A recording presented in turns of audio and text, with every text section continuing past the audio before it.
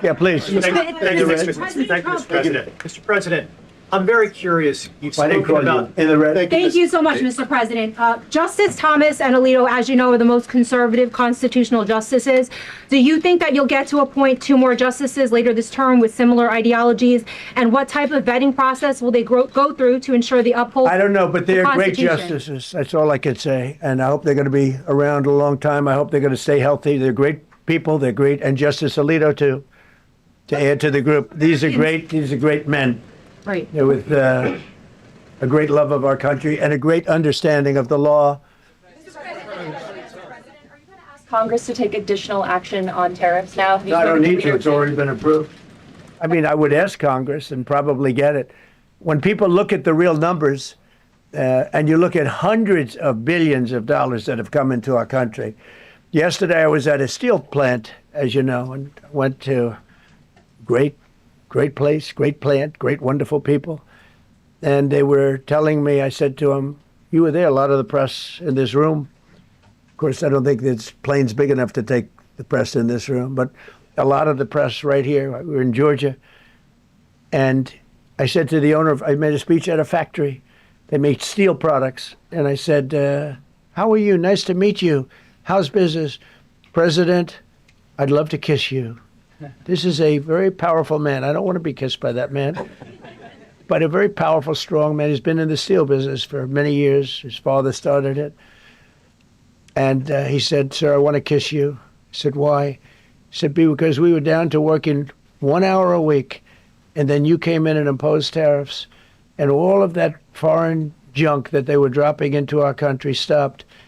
And we're now going to double shifts, 7 days a week, and we may be very soon going to 24 hours around the clock, almost 7 days a week. He said, sir, I want to kiss you so badly.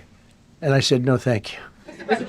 But you know what? He just to finalize it, he said, oh, this is a great place in Georgia. He said, all up and down the highway, same exact answer, sir. We're all going out of business. We're going to go bankrupt. We're all going out of business. And now every one of us are thriving, and we're hiring people like we haven't. He said, like I've never, and he's been in business for, I think, 45 years, like we've never hired before. That's because of tariffs. And we're going to keep it going the same way. And you're going to start to see the results in a year from now when all those factories start that are under construction right now. You see all the construction numbers are so good. Those construction workers are building factories that are going to be open, including not only AI, which is big, but car plants coming in from Canada, who ripped us off for 30% of our market. Mexico ripped us off for a big portion. Over the years, they've taken our market. They've taken our cars. They manufacture them in Japan, Germany, and all over the place because nobody's standing in this position. The position I have as President of the United States had the insight, the courage, well, I don't know what it is, to charge tariffs. You can make your product outside. You can put our people out of business. You can put everybody on the unemployment rolls. But if you're going to make a car in some other country, you're going to pay a 15, 20, 30% tariff. And those things would have never happened. We wouldn't have lost our business. Same thing with, as an example, Taiwan. Taiwan came in. They stole our chip business. They make chips. For 30 years longer, they made chip. And they put our companies, Intel would be now the largest company. I saved Intel. I literally saved it at the beginning of this administration. And now all those companies in Taiwan are building factories in Arizona, Texas, and various other places because they don't want to pay tariffs. They're all pouring into the United States.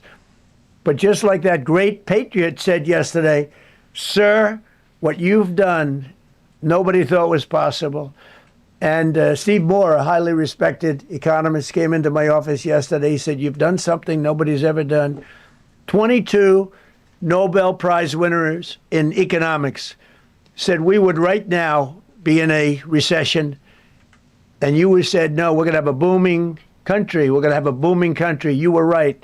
All 22 were wrong, and you were right. This country is booming, and it's booming because of the election on November 5th, and it's booming for another reason. It's booming because of tariffs. Yeah, please, go ahead. What will you say ahead of this Thank you, Mr. decision President. that if the Supreme Yeah, Court please, ruled- go ahead. Thank you, Mr. President. What will you say to foreign nations who seek to renegotiate their deals? And what did you mean a moment ago when you said that the Supreme Court has been swayed by foreign interests? Well, I think that foreign interests are represented by people that I believe have undue influence. They have a lot of influence over the Supreme Court, whether it's through fear or respect or friendships. I don't know. But I know some of the people that were involved on the other side, and I don't like them. I think they're real slime balls. And got to do what's right for the country. You got to do what's right for the Constitution. That's why I respect so much Justice Thomas and Alito, Kavanaugh, because they not only dissented, their dissent is so strong. When you read their dissent, you know, a lot of times you'll read a dissent and it's like, well, you don't know, it could go either way. There's no other way. The good news is, it's like Justice Kavanaugh said, very strongly said, you have other ways you can go. You don't have to go that way. You can go other way. There are numerous other ways you can go. And frankly, this should have been done by presidents many years ago. They allowed our country to be eaten alive. We lost 50% of our car business. We used to make cars. We made all the cars. And then Mexico came, Canada came, and Japan and Germany. But they're all coming back now. They're all coming back at record levels. No, you please. I'm not talking to you. I'm talking. I don't talk to CNN. It's fake news. Go ahead. Mr. President, yesterday you made the case that the economy is the hottest it's been in a long time. Right. January jobs report beat expectations, CPI report beat expectation, real wages are up. What would you tell Americans who are worried that this decision will kind of throw the economy that you have projected going in the right direction at a very rapid pace off track? Well, thank you for the question. And I will say this. We really are at a very important point. I've been waiting for this decision so long. They could have made this decision a long time ago. Not complex. They're wrong on it. It's a ridiculous decision. But they should have released this a long time ago. We waited months. And that gave uncertainty. Now we have certainty. And I think you're going to see the country get much stronger because of it. Look, we were ripped off by almost every country in the world. If you look at the surpluses, almost every country in the world that did business with us, our people were stupid. And I blame presidents for it because they're ultimately the leader. We were being ripped off by almost every single country in the world, had some massive surpluses. China had hundreds of billions of dollars in surpluses with the United States. They rebuilt China. They rebuilt the army. We built China's army by allowing that to happen. I have a great relationship with President Xi, but he respects our country now. Now, what we've done, I charged China a 20% tariff as a penalty for sending fentanyl in. And that was 20 times more than they could make by selling fentanyl. And I said, you know, at some point you're going to say, like, and they have reduced it. You know, fentanyl is down by more than 30% coming into our country. Part of that is our strong border. We have a strong border now. But thank you. Thank you for your question. Mr. President, sir, you warned once in a social media post that if the Supreme Court did this, shot down your tariffs, the U.S. would be, quote, financially defenseless. Are we financially defenseless right now? No, because we're doing something in a different way. We're doing something in a very powerful way. And we're using things that some people thought we should have used in the first place. But it's more complicated. It's a little more complicated. The process takes a little more time. But the end result is going to get us more money. And I think it's going to be great. Yeah, please. Peter, go ahead. Thank you, President Trump. So, since Liberation Day, there's about $175 billion in tariff revenue that is now in limbo. Do you have to refund $175 billion? Think of it, Peter. Very fair question. They take months and months to write an opinion, and they don't even discuss that point. We've taken in hundreds of billions of dollars, not millions, hundreds of billions of dollars. And so I said, well, what happens to all the money that we took in? It wasn't discussed. Wouldn't you think they would have put one sentence in there saying that keep the money or don't keep the money, right? I guess it has to get litigated for the next 2 years. So they write this terrible, defective decision, totally defective. It's almost like not written by smart people. And what they do, they don't even talk about that. Your question is very basic. That was the first question I asked also to make you feel good. They said, what about all the money that we've taken in? Sir, they don't discuss that. How crazy is that? What you're saying is, are you saying that you don't plan to honor refunds for companies that file for them? I just told you the answer, right? I told you the answer. It's not discussed. We'll end up being in court for the next 5 years. Go ahead, Green. Thank you, Mr. President. When you are talking about the relationship with countries that you have sought trade deals with, do you anticipate that they will seek to renegotiate those? What do you say to them? And do you view this as a potential undermining power for your We're going negotiations? straight ahead with 10% straight across the board, which was the absolute right to do. And that's taking place. That's a lot of money coming into our country. And then during that period of about 5 months, we are doing the various investigations necessary to put fair tariffs or tariffs, period, on other countries. So we're doing that period, but we're immediately instituting the 10% provision, which we're allowed to do. And in the end, I think we'll take in more money than we've taken in before. President, you've used the tariff revenue to pay for a host of federal policies. You've claimed that they will pay for them. What happens? Well, to like those the things? farmers. We took care of farmers. You know, the farmers were mistreated by foreign countries very badly, very, very badly. And last week, I gave them $12 billion out of tariff money. We intend to, out of tariff money, because just so you understand, we have tariffs. We just have them in a different way. And now they've been confirmed by the Supreme Court of the United States. So there's no longer that question out there about tariffs. And we'll be taking in hundreds of billions of dollars. And countries that have treated us badly will have to pay a price for treating us badly. And countries that have been good to us will be treated very well. We just left the top person in a place called Vietnam, just left my office. Great gentleman, strong and smart. He said, you know, I think this means you're allowed to charge us more tariffs than before. And Canada said to Jameson, I might want to say it, Jameson, but Canada said, I hope you win this decision, because if you don't win, you'll actually be allowed to charge us with a little additional work, higher tariffs. Jameson, you want to comment on that? Yes, sir. So the president's point, we have a lot of tools out there. We have Section 122, which will be implemented today. It will be signed today and implemented very shortly. We have Section 301 investigations, which are incredibly legally durable, where we can investigate and address unfair trading practices that have led to our huge trade deficit. And so you can look forward in the coming days and weeks to seeing all of that come out, and we're going to keep continuity in the program. We're going to keep addressing this so that the deficit can keep going down. That's the trend it has, and we can make America great again. No.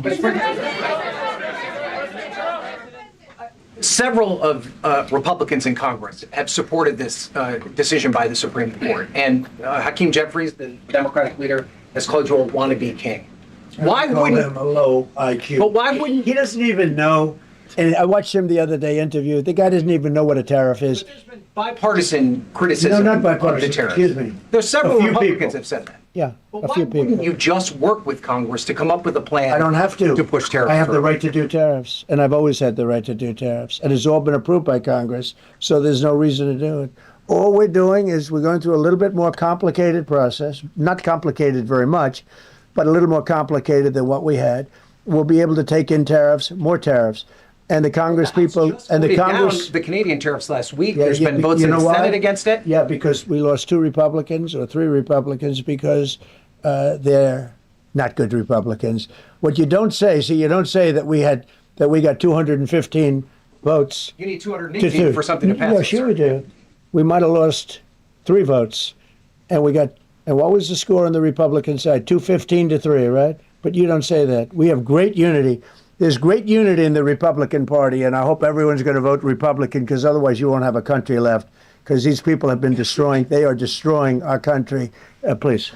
President, the 122 tariffs, that 10%, Yeah. is that going to be for 150 days, or do you want to charge that indefinitely? We have a right to do pretty much what we want to do, but we're going to charge it starting effectively, I think it's 3 days from now. Yeah, please.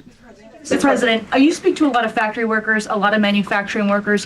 What does the Supreme Court ruling say? What's that message to those factory workers? Well, I think the factory workers are happy because we're now telling them that they're going to look. The man I met with yesterday, who owned a factory, was out of business. He was out of business.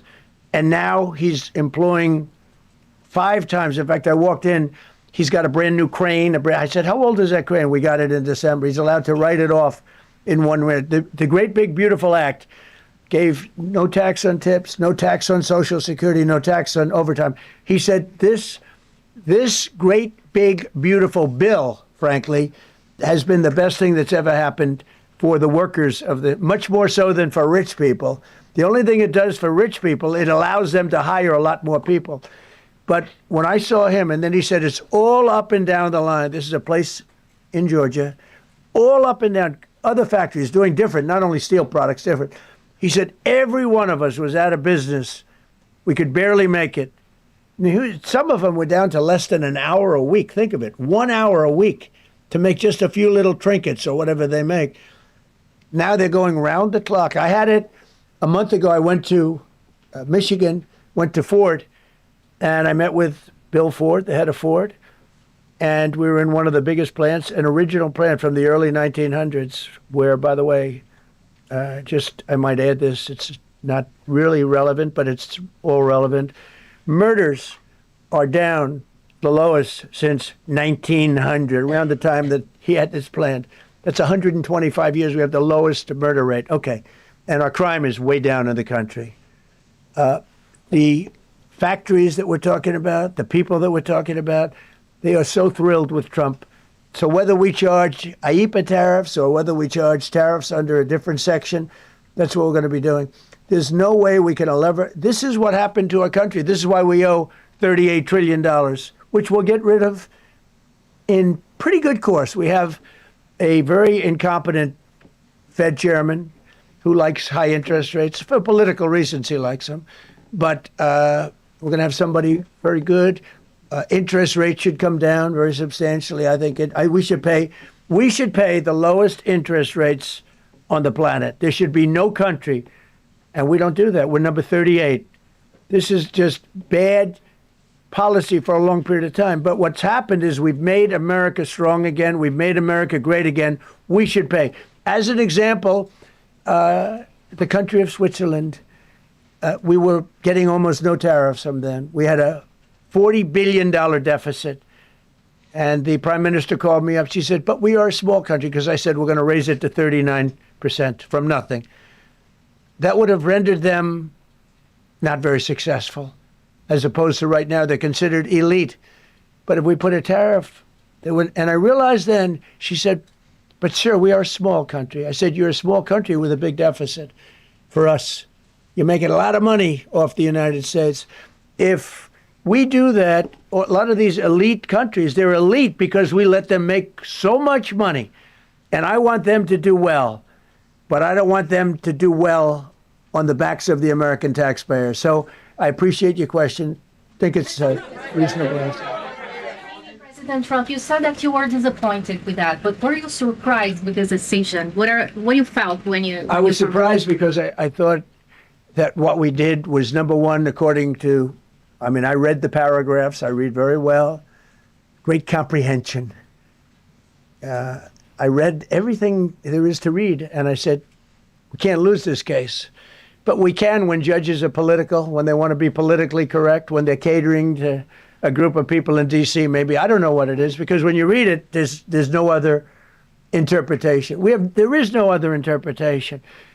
But it's okay, because what has come out, and I'll say it for the third time and maybe the last time in a while, is that we've taken the uncertainty of tariffs out, because we had uncertainty.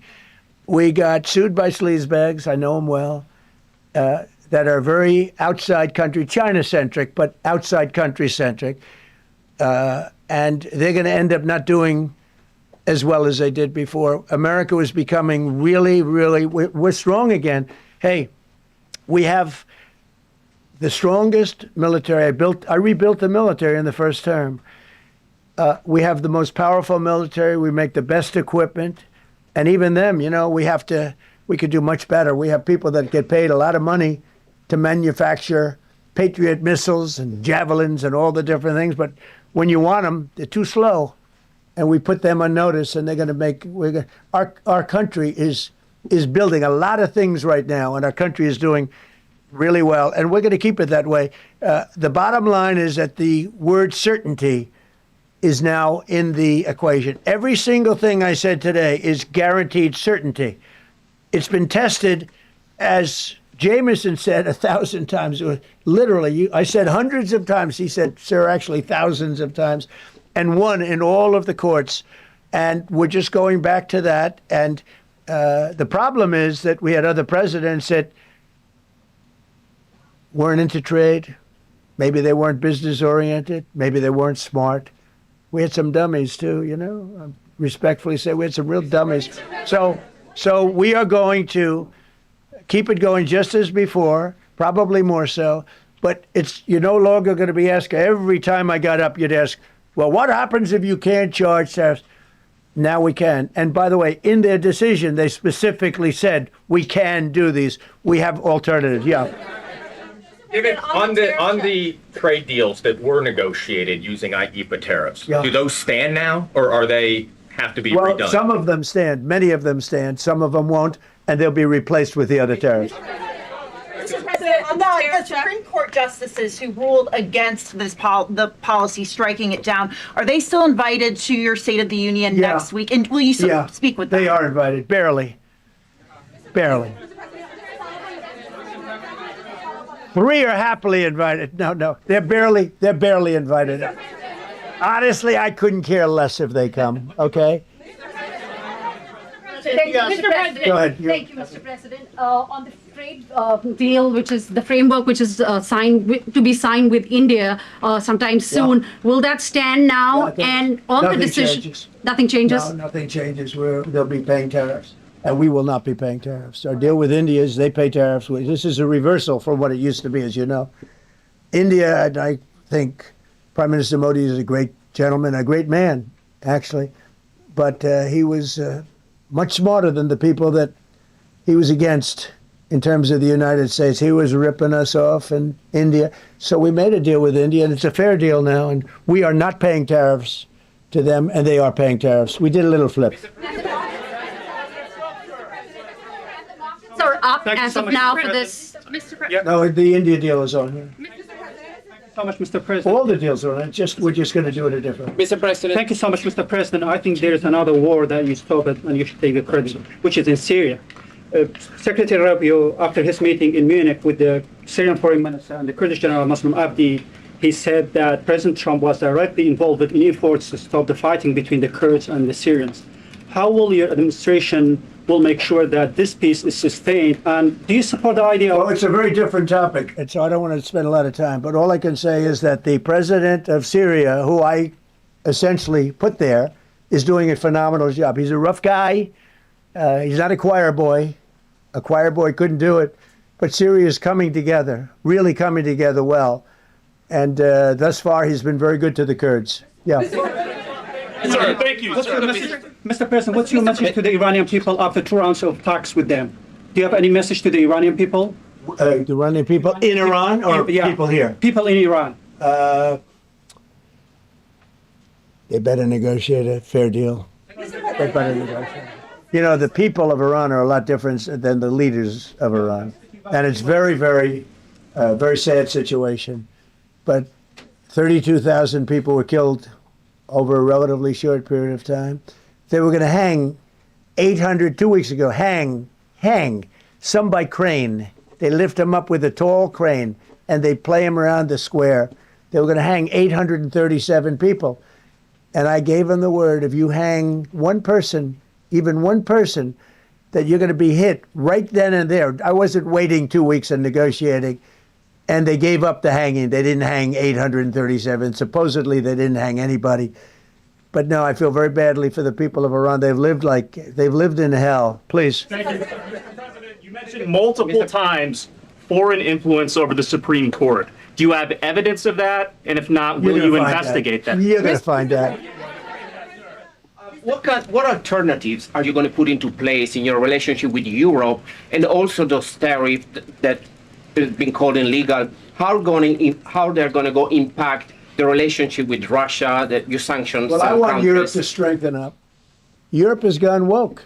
Europe is not recognizable when you go into so many places. Not all countries. You look at Hungary. You look at Poland, Czech, Slovakia.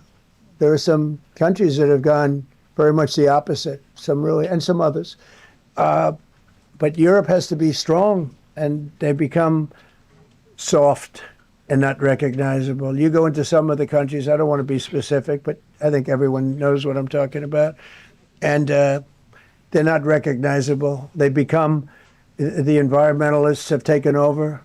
They've got windmills destroying their fields and their beautiful meadows and their oceans, and they're paying a fortune. Now, Europe has to get smart. Europe's getting killed on two things, energy and immigration. And if they don't solve both of them fast, Europe is not the same place. Yeah, please. Justices Gorsuch and Barrett, are you surprised in particular by their decision today? I am. And do you regret nominating them? I don't want to say whether or not I regret. I think their decision was terrible. Yeah. I think it's an embarrassment to their families. You want to know the truth? The two of them. Yeah. Specifically on that $2,000 tariff check. Mr. President. I didn't call you. You didn't call me? Yeah, Mr. President, to be clear, do you believe at the end of implementing these new tariff tools, the tariff rate and tariffs will ultimately be higher than they currently are? Potentially higher. It depends, whatever we want them to be. But we want them to be fair for other countries. And, you know, we have some countries that have treated us really badly for years, and it's going to be high for them. And we have other countries that have been very good, and it's going to be very reasonable for them. Yeah. Specifically on the tariffs question, I mean, on the $2,000. I didn't call you. Mr. President, thank you, Mr. President. Do you have any plans to travel to India for the Quad Summit, and how do you think your relationship with India is right now? I think my relationship with India is fantastic. And we're doing trade with India. India pulled out of Russia. You know, India was getting its oil from Russia, right? And they pull way back at my request because we want to settle that horrible war where 25,000 people are dying every month. And my relationship with Prime Minister Modi is, I would say, great. I also stopped a war between India and Pakistan, as you know. There were 10 planes we shot down. That war was going and probably going nuclear. And just yesterday, the Prime Minister of Pakistan said President Trump saved 35 million lives by getting them to stop. That's and I did it largely with tariffs. I said, look, you're going to fight, that's fine, but you're not going to do business with the United States, and you're going to pay a 200% tariff, each country. And they called up and they said, we have made peace. Okay? I just want to thank you all. Look, great certainty has been brought back to the economy of the United States and actually the economy of the world, because we generate so much in the world. We're the biggest in the world, and we're now the strongest by far. We were a country that was dead 1.5 years ago. Now we have the hottest country in the world. We're going to keep it that way. Thank you very much, everybody. Thank you. Thank you very much. Thank you, Mr. President.